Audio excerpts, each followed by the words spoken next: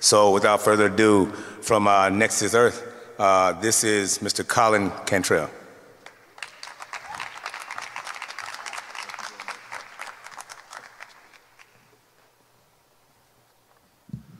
Well, hello, everybody. So I'm happy we got this put together. I think it's for a good cause. I like seeing a lot of people come together to do that. So I'm here to talk about distributed ledger technology and how it's going to start to influence our future, not just in the voting system, but in kind of coincision with, I guess, our personal evolution. As we started to see, let's go back to the days before the Renaissance. There was the church that dictated information. The church stated, this is what it is, and do not question me. And then something called the scientific method was developed.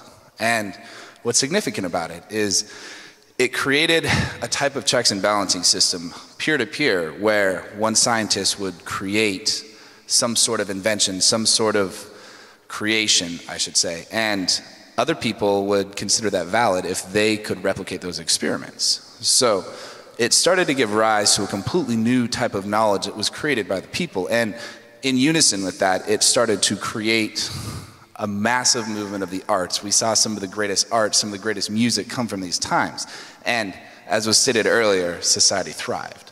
And a lot of people think evolution is a consistent process going upward, but it tends to happen at moments in large bursts, and you get to a precipice where a certain way of thinking serves you no more.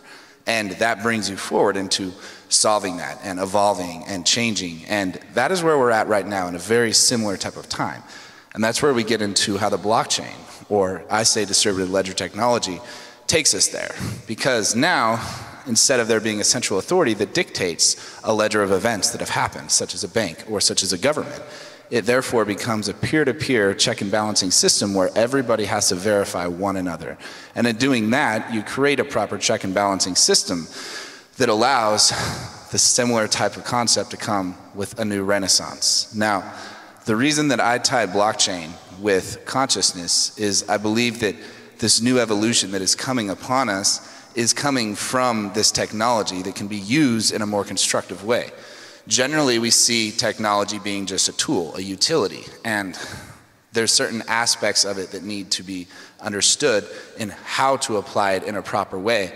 And that's something that's coming into the evolution on the consciousness aspects of people and then the technological race that is happening at the same time. So what a distributed ledger really means is it's a series of events that are time ordered. Now, it's validated. It can almost be considered like a truth box where you have a certain truth that you need to verify, and you can verify that on this ledger, or you can have it published on this ledger to say, hey, I own this metadata, or I have published this vote for this person. And what that really does too, when you combine the currency aspect, is it makes an interoperable system where data and currency can be tied together. And from doing that, you create a whole wealth of different opportunities. Governments can have higher accountabilities. People that vote can actually audit publicly the voting trail to make sure that nothing was lost. We don't have problems with recounts. We don't have these voting machines that sometimes bug out and necessarily mar our democratic process. So as we're seeing this, we're seeing new economies come out all over the world. We're seeing this economic scarcity between different countries starting to level because this crosses borders with no problem.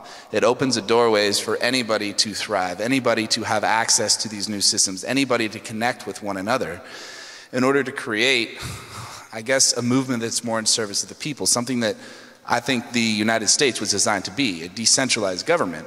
But we've seen what happened with the United States Corporation that was actually filed after the Civil War, which is also another indirect relationship to the Virginia company that the United States was trying to get away from. And so we've seen this degrade into those certain areas.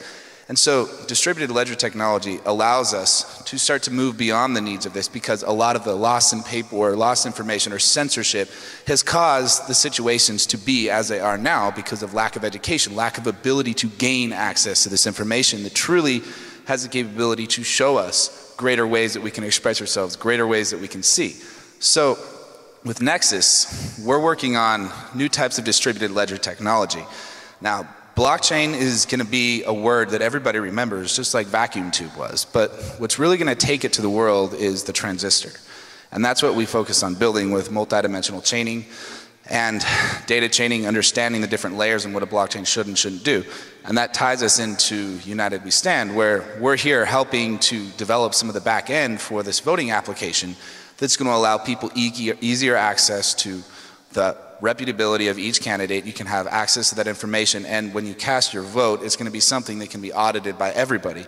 And it's going to open the doors for more transparency in the voting systems and more accountability in governments. So combining that with many other use cases, I see the distributed ledger technology is going to take us to the future, and it's going to be that movement, that burst of energy that brings us into a more thriving, abundant economy that is going to really change the world and make it a better place. Thank you, guys.